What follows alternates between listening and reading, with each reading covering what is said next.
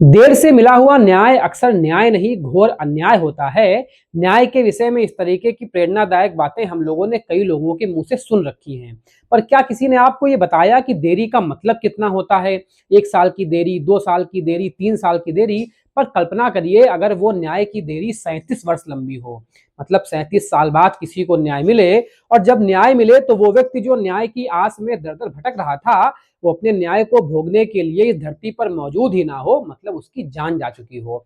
दरअसल ऐसा ही एक मामला सुप्रीम कोर्ट से सामने आया है, जिसमें भारतीय रेलवे में यानी इंडियन रेलवे में कार्यरत एक टीटी जो 1988 साल 1988 में दादर से नागपुर जाने वाली ट्रेन में उनकी ड्यूटी थी, और उनके ऊपर आरोप लगा कि उन्होंने 50 रुपए की रिश्वत ली है। इसके बाद टीटी के ऊपर जांच बैठी और उनको उनकी ड्यूटी से निलंबित कर दिया गया, मतलब उनकी नौकरी चली गई। जिसके बाद उन्होंने कानूनी लड़ाई लड़ना चालू किया, और उनकी कानूनी लड़ाई नागपुर हाई कोर्ट से होते हुए 2019 में सुप्रीम कोर्ट पहुंची, और सुप्रीम कोर्ट में पूरे 6 साल बाद उनको न्याय मिला और सुप्रीम कोर्ट ने उनको बाइज्जत बरी कर दिया। पर दुख की बात तो यह है कि जब सुप्रीम कोर्ट ये फैसला सुना रहा था, तो टीटी साहब अपना न्याय जानने के लिए इस दुनिया में मौजूद ही नहीं थे, मतलब उनकी मृत्यु पहले ही हो चुकी थी।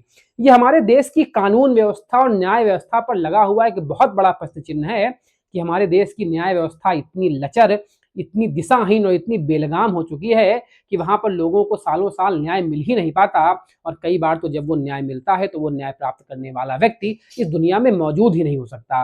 और इससे भी दुखद बात यह है कि हमारे देश के नेता, सरकारें सारी चीज़ों पर ध्यान देते हैं, पर न्याय व्यवस्था के ऊपर कभी ध्यान नहीं दिया जाता। इनकी लगाम, इनके पेच कसने के बारे में कभी कोई चर्चा नहीं होती, कभी कोई बात नहीं होती। इसीलिए भारतीय न्याय व्यवस्था इतनी बेलगाम घोड़े की तरह हो रही है कि वो दिशा के चारों तरफ भाग रही है।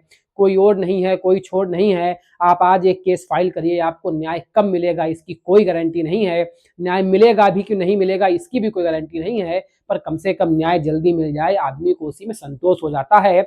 नहीं तो ऐसे ही जैसा उस टीटी के साथ हुआ कि जब उसको न्याय मिला तो वो दुनिया में उस न्याय को भोगने के लिए जीवित ही नहीं था।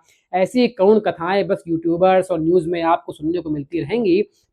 इससे कुछ होना जाना नहीं है। अगर कुछ करना ही है तो भारत सरकार को अतिशीघ्र भारतीय न्यायपालिका के पेच कसने चाहिए, एक नया प्रोफार्मा बनाना चाहिए, कितने समय में न्याय मिलना ही चाहिए। नहीं तो ऐसे न्याय का क्या मतलब कि वो व्यक्ति ही जीवित ना रहे, उसके बाद उसको आप न्याय बांटते फिर रहे हैं। धन्यवाद।